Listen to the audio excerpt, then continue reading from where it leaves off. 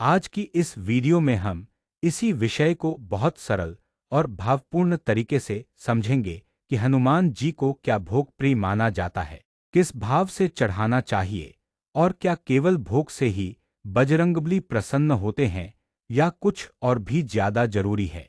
सबसे पहले समझिए, हनुमान जी को भोग से ज्यादा भाव प्रिय है। दोस्तों, इस विषय की सबसे पहली और सबसे महत्वपूर्ण बात यही है कि हनुमान जी को केवल भोग नहीं, भक्त का भाव सबसे प्रिय है। अगर किसी के पास महंगे प्रसाद चढ़ाने की क्षमता नहीं है, तो इसका मतलब यह नहीं कि उसकी पूजा अधूरी है। हनुमान जी ऐसे देव हैं जो भक्त की सच्चाई, श्रद्धा और समर्पण को देखते हैं। अगर कोई व्यक्ति सच्चे मन से केवल एक गुड़ का टुकड़ा भी अर्पित करे और साथ में प्रेम से बोले, जय श्री राम, जय बजरंगबली, तो वह भी हनुमान जी को प्रिय हो सकता है। इसलिए आज जो भी भोगों की बात होगी, उसे नियम से ज्यादा भक्ति के भाव से समझिए। हनुमान जी को बूंदी और लड्डू का भोग बहुत प्रिय माना जाता है। बहुत से मंदिरों और भक्तों की परंपरा में बूंदी और बेसन के लड्डू हनुमान जी को बहुत प्रिय माने जाते हैं। खासकर मंगलवार और शनिवार को भक्त बूंदी का प्रसाद चढ़ाते हैं। आपने देखा होगा कि कई हनुमान मंदिरों में बूंदी का प्रसाद खूब चढ़ाया जाता है। इसके पीछे एक भक्तिभाव यह है कि यह सरल, सात्विक और प्रेम से अर्पित किया जाने वाला प्रसाद है। बेसन के लड्डू भी शक्ति और प्रसन्नता के प्रतीक माने जाते हैं, इसलिए बहुत से लोग इन्हें बजरंगबली को अर्पित करते हैं। अगर आप पूछें कि सबसे सामान्य और लोकप्रिय भोग कौन सा है, तो उत्तर होगा बूंदी और लड्डू। गुड़ और चना भी बहुत शुभ माने जाते हैं। हनुमान जी को गुड़ और चना अर्पित करना भी बहुत शुभ माना जाता है। यह प्रसाद बहुत सरल है, सस्ता है और हर भक्त आसानी से चढ़ा सकता है। गुड़ मिठास का प्रतीक है और चना सादगी व बल का।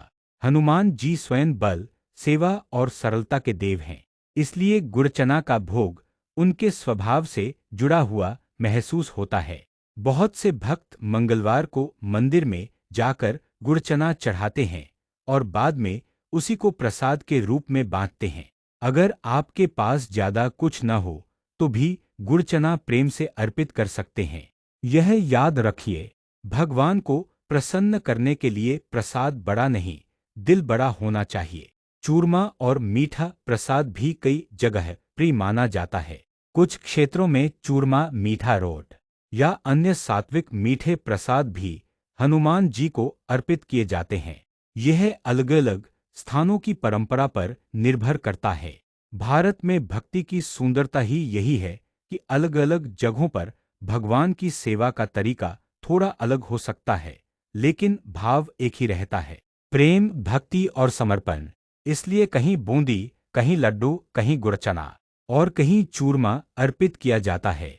इन सब में कोई गलत नहीं, यदि वह श्रद्धा और सात्विकता से चढ़ाया गया हो। केला और फल भी अर्पित किए जा सकते हैं। हनुमान जी को कई भक्त केला और अन्य सात्विक फल भी अर्पित करते हैं। फल अर्पित करना शुद्धता और सरलता का प्रतीक माना जाता है। अगर घर में आप पूजा कर रहे हैं और आपके पास मिठाई नहीं है, तो फल अर्पित करना भी बहुत अच्छा है। विशेष रूप से केला कई जगह हनुमान जी के भोग में रखा जाता है, लेकिन यहाँ भी वही बात, फल या मिठाई से ज्यादा जरूरी है मन की पवित्रता। सिंदूर और चमेली का तेल भोग नहीं, लेकिन सेवा का महत्वपूर्ण भाग है। जब हनुमान जी की पूजा की बात आती है, तो केवल खाने के भोग की नहीं, बल्कि उनकी सेवा की भी बात होती है। इसीलिए सिंदूर और चमेली का तेल हनुमान जी की पूजा में बहुत महत्व रखते हैं। यह भोग तो नहीं है, लेकिन हनुमान जी को अर्पित की जाने वाली विशेष सेवा मानी जाती है।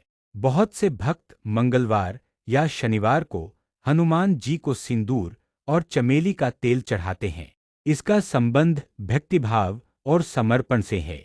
जब आप सिंदूर अर्पित करते हैं, तो वह केवल एक वस्तु नहीं होती, बल्कि श्रद्धा की अभिव्यक्ति होती है।